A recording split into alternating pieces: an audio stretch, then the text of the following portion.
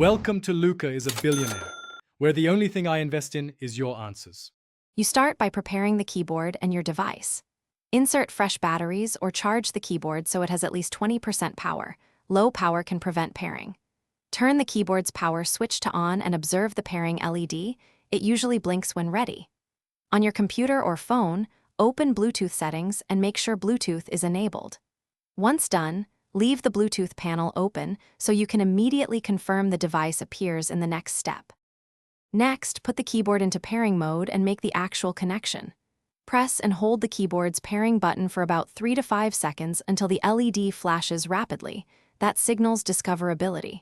On your device, find the keyboard name in the Bluetooth list and tap or click Pair or Connect. If a PIN appears, type it on the keyboard then press Enter. This authenticates the link. Once connected, the LED usually changes to steady or blinks slowly to indicate a successful bond. Finish by confirming the keyboard works and applying settings. Open a text editor and type to verify key mapping.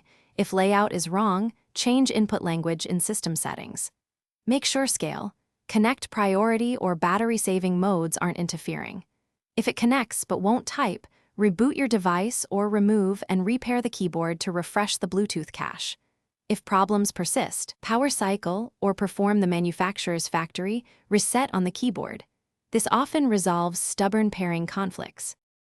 Thanks for watching and please subscribe. It's the best investment you'll ever make.